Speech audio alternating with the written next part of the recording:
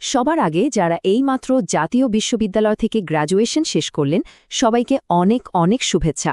Honours 4th ইয়ারের result তো বের হলো, কিন্তু এরপর কি করতে হবে এই পুরো ব্যাপারটা সহজ করে বুঝিয়ে দিতেই আজকের এই আলোচনা। চলেন শুরু করা যাক। প্রথমেই বলি, চারটা বছরের কঠিন পরিশ্রমের পর যারা গ্র্যাজুয়েট হলেন তাদের সবাইকে মন থেকে অভিনন্দন। এটা কিন্তু আপনাদের জীবনের অনেক বড় একটা অ্যাচিভমেন্ট, একটা বিরাট মাইলস্টোন।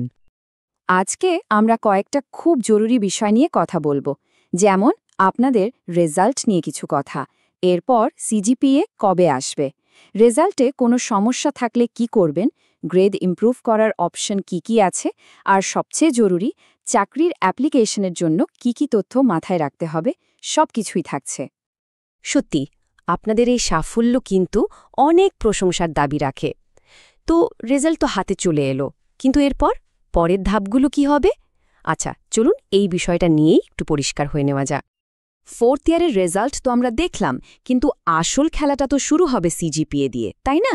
চাকরির আবেদনের জন্য এই সমন্বিত রেজাল্ট বা সিজিপিএটাই কিন্তু সবচেয়ে জরুরি। তো প্রশ্ন হলো, এটা কবে নাগাদ আসতে পারে? চলেন জেনে নিই।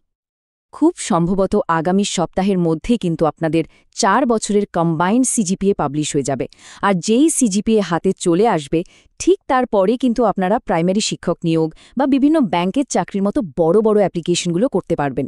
শুধু তাই না, যারা রেজাল্ট নিয়ে পুরোপুরি সন্তুষ্ট না তাদের জন্য রেজাল্ট রি-ইভ্যালুয়েশন বা খাতা চ্যালেঞ্জ করার আবেদনও কিন্তু আগামী সপ্তাহেই শুরু হয়ে যাচ্ছে।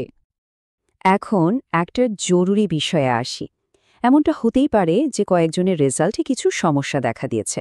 এটা নিয়ে একদমই ঘাবড়ানোর কিছু নেই, কারণ প্রত্যেকটা সমস্যারই কিন্তু বেশ সহজ আর পরিষ্কার সমাধান আছে।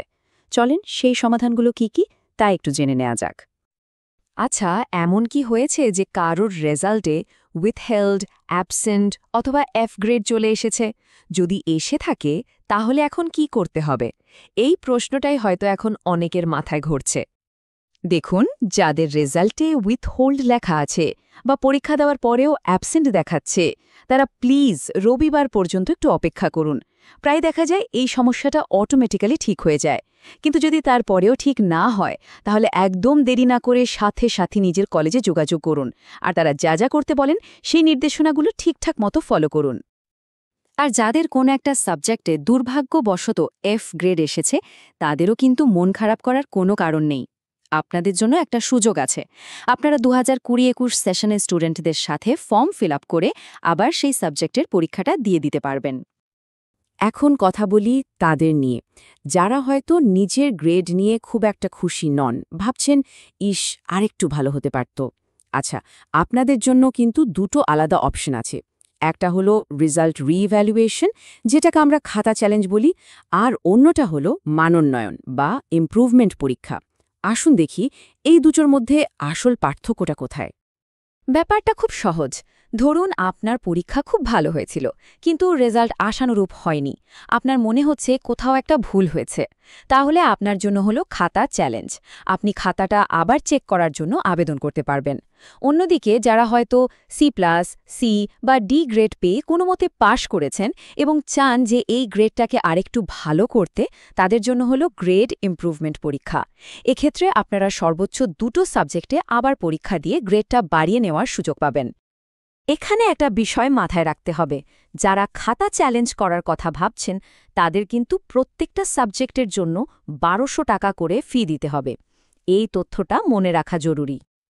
তো একাডেমিক লাইফের একটা বড় পর্ব তো শেষ হলো। এবার কিন্তু জীবনের সবচেয়ে এক্সাইটিং আর নতুন একটা অধ্যায় শুরু হতে যাচ্ছে, আর সেটা হলো ক্যারিয়ার গড়া। তো চলুন চাকরির আবেদনের জন্য খুব জরুরি কিছু তথ্য জেনে নিই, যেগুলো এখনই কাজে লাগবে। চাকরির অ্যাপ্লিকেশনের ফর্মে এই দুটো তথ্য কিন্তু একদম নির্ভুলভাবে লিখতে হবে। এখানে ভুল করা চলবে না।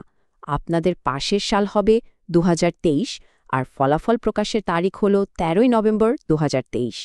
এই দুটো ডেট দেওয়ার সময় কিন্তু খুব সতর্ক থাকতে হবে। কথার কথায় একটা মজার তথ্য দিই, এই 13ই নভেম্বর দিনটা কিন্তু জাতীয় বিশ্ববিদ্যালয়ের জন্য একটা ঐতিহাসিক দিন ছিল। ভাবা যায় একই দিনে তারা 3rd ইয়ারের রিচেকের রেজাল্ট দিয়েছে, 3rd ইয়ারের পরীক্ষার রুটিন দিয়েছে, আবার 4th ইয়ারের ফাইনাল রেজাল্টও পাবলিশ করেছে। এটা কিন্তু সত্যি একটা অসাধারণ ব্যাপার।